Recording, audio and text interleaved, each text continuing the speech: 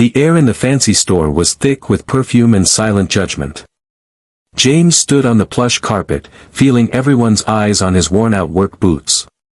A saleswoman, with a smile as thin as a razor, glided over to him.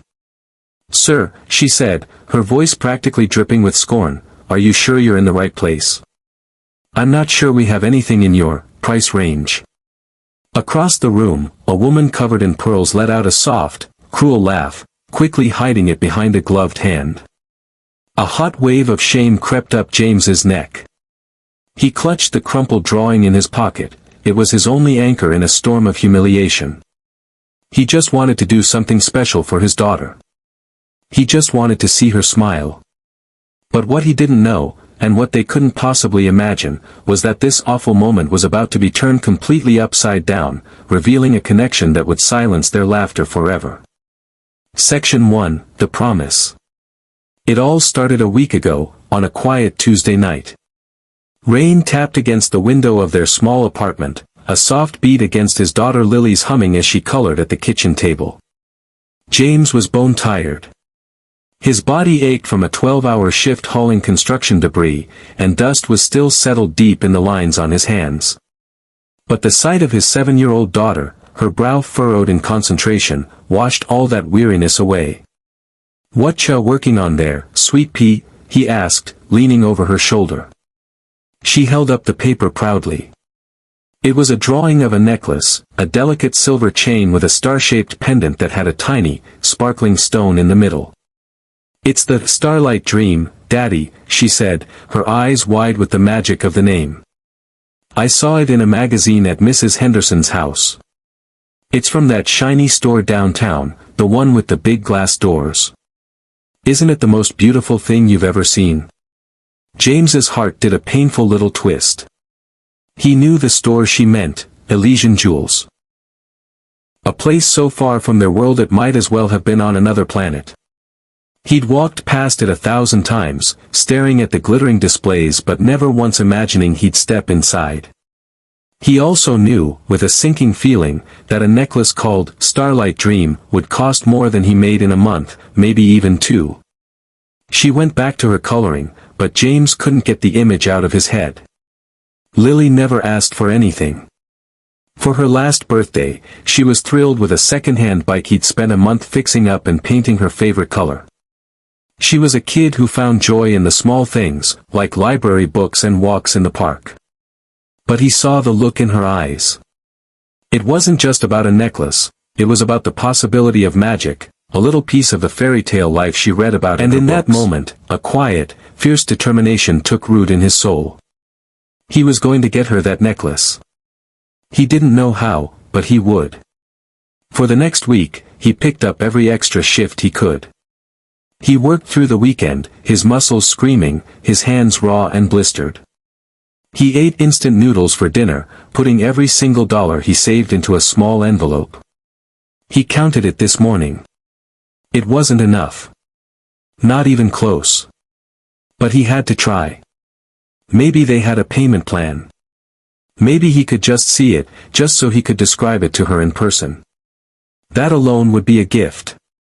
So, after his shift, still in his paint-splattered work pants and dusty jacket, he took the bus downtown. He stood outside the towering glass doors of Elysian Jewels for a full 10 minutes, his heart pounding. He could think of a dozen reasons to turn back, the cold stares, the embarrassment that was sure to come. But then he pictured Lily's face, the pure joy that lit up her whole world, and he knew he couldn't give up. Taking a deep breath, he pushed the heavy door open. The warm, perfumed air felt like a different world, one he wasn't meant to be in. And that's when the saleswoman saw him. Her name tag read Cynthia. And her eyes, sweeping over his worn clothes, had already made a judgment. Section 2, The Confrontation. A price range? James repeated, his voice barely a whisper. He could feel the other customers looking at him, their stares like physical blows. He wasn't a thief. He was a father. He cleared his throat, trying to find a confidence he didn't feel. "I'm here to see a necklace. It's for my daughter's birthday." He pulled the crumpled drawing from his pocket and smoothed it out on the glass countertop. The childish drawing looked ridiculous surrounded by all the polished chrome and velvet. Cynthia glanced at it, a flicker of amusement in her eyes before she put her professional mask back on. "Ah," she said, and that one sound was filled with dismissal. "The Starlight Dream. A very popular choice." She didn't even need to check a catalog. "That piece is from our Celestial collection. It's $5,000. She said the number loudly, on purpose, like it was a weapon. The woman in pearls who had laughed before let out a small, dramatic gasp, turning to her friend to whisper something that earned another shared, cruel smile. James's stomach dropped. $5,000. It was an impossible number, more than he could have ever imagined. His savings, which had felt like so much in his little envelope, were nothing. Still, the image of Lily's hopeful face was burned into his mind. I understand," he stammered, his cheeks on fire. Could I just see it, please?" Cynthia's smile tightened. "Sir, our policy is to only show high-value items to serious clients. It's a security matter." "I'm sure you understand." The message was crystal clear. He was a risk. His clothes, his skin color, his very presence marked him as someone who didn't belong, someone to be feared. This experience is a reality for many black shoppers who report being treated with suspicion in retail environments. "I'm not going to hurt anything," James said, desperation creeping into his voice. "I just want to look. My daughter, she loves it." The woman in pearls stepped closer, her curiosity now a blatant, ugly spectacle. "Can you imagine?" she said to her friend, just loud enough for James to hear. "People like this, wandering into places they have no business being. He probably can't even afford the gift box." The words hit James like a slap. His shoulders slumped, the weight of their judgment crushing the little bit of hope that had pushed him into the store. He was a fool. What was he thinking? This was a world of silk and diamonds, not for a man in dusty work clothes. The dream wasn't for him, and it wasn't for Lily. Humiliation washed over him, cold and bitter. He was about to turn and leave, to go back to a world where he wasn't made to feel like less of a person for just trying. He opened his mouth to mumble an apology, to just disappear. But no one in that room could have possibly known that a quiet man they had so easily dismissed was connected to this very store in a way they couldn't begin to imagine. "Cynthia. What is all this commotion?" The voice was firm, carrying an authority that sliced through the whispers and silenced the entire room. Section 3, The Resolution. An older man in a sharp suit emerged from a back office, his brow furrowed. He had kind eyes, but right now they were sharp with disapproval as he took in the scene, the defensive posture of his saleswoman, the smug look on the wealthy customer's face, and the heartbreaking defeat on James's. Cynthia immediately straightened up. "Mr. Harrison, sir. My apologies. This gentleman was just leaving. He was interested in an item far beyond his means, and I was just explaining our security protocols." Mr. Harrison's gaze moved to James. He looked at the worn jacket, the tired lines around his eyes, and the crumpled drawing still on the counter. There was a long pause as he studied James's face. Then, a flicker of disbelief, followed by dawning recognition that softened his whole expression.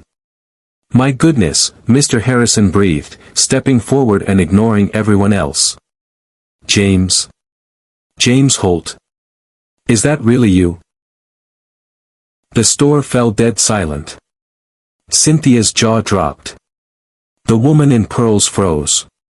They all stared, completely bewildered, as the owner of the most exclusive jewelry store in the city spoke to the poor, dusty man by name. James looked up, confused. The name sounded familiar, but he couldn't place the face. "I'm sorry, sir. Do I know you?" Mr. Harrison let out a soft, amazed laugh. "You don't remember me, do you? It was years ago. Maybe 10. A whole lifetime ago, it feels like." He stepped closer, his eyes shining. It was the worst night of my life. A crazy rainstorm, out on that old highway that leads out of town. My car blew a tire. My phone was dead. I was younger then, full of pride and short on practical skills. I must have sat there for an hour, just watching cars speed past, splashing mud on my windshield. My wife was in labor with our first child, my daughter. I thought I was going to miss her birth. He paused, his voice thick with emotion. And then, you stopped. You were in an old pickup truck, on your way home from a shift just as long as the one you work today, I'm sure. You didn't just help me change the tire in the pouring rain, getting soaked. You saw how shaken I was, and you followed me all the way to the hospital just to make sure I got there safely. He looked at James with deep, genuine gratitude. I made it with only minutes to spare. I saw my daughter being born. A moment I would have missed if it wasn't for you. I tried to give you all the cash in my wallet, but you just shook your head. You smiled and said, just pass on the kindness someday. That's all the payment I need. I never forgot that. I never forgot you. Mr. Harrison turned, and his warm gaze fell on Cynthia and the other customer, instantly turning to ice. This man, he said, his voice quiet but powerful in the silent store, this man you judged and humiliated because of the dust on his clothes, has more kindness and integrity in his little finger than either of you showed today. He is a person of honor. And he is my guest in this store. Cynthia turned white, her mouth opening and closing like a fish. The woman in pearls looked like she wanted the carpet to swallow her whole. Their faces were masks of shock and shame. While this story is fictional, there are real-world instances of retailers like Saks Fifth Avenue, Versace, and Sephora facing lawsuits and allegations related to racial discrimination. Mr. Harrison said, his voice dangerously low. We will be having a serious talk about your future here. As for you, madam, he said to the other customer, your business is no longer welcome. Ever. He then walked behind the counter, took out a small velvet box, and opened it. Inside, the Starlight Dream necklace glittered even more brightly than in the magazines. He held it out to James. You told me to pass on the kindness, Mr. Harrison said gently. Please, let me. This is for your daughter. A gift. From one father to another. Tears filled James's eyes. He was speechless, overwhelmed. Sir. I can't, he stammered. You can, and you will, Mr. Harrison insisted. Your kindness changed my life that night. This is the smallest thing I can do in return. Let your daughter have her fairy tale. Conclusion. Later that evening, in their small, cozy apartment, James watched as Lily carefully opened the velvet box. A gasp of pure joy escaped her lips as she saw the Starlight Dream necklace. Her eyes, sparkling brighter than any diamond, met his. Daddy, she whispered in awe. It's real. He gently fastened the clasp around her neck. The delicate star rested against her skin, a tiny beacon of light. She ran to the small mirror in the hallway and stared at her reflection, turning this way and that, her smile so wide it seemed to fill the entire room. In that moment, she wasn't just Lily. She was a princess, a starlight dreamer, a girl who knew she was loved beyond measure. James watched her, his heart full to bursting. He thought of the sneering faces in the store and the deep kindness of a man he had helped years ago. He realized that true wealth isn't about what's in your bank account or the clothes you wear. It's measured in the love you give, the kindness you show, and the dignity you hold on to when the world tries to take it away. Sometimes, a simple act of kindness, given with no thought of reward, can ripple through time and come back to you right when you need it most. CTA. If this story touched your heart and you believe that kindness is the most valuable currency we have, please share this video with others who need to hear it.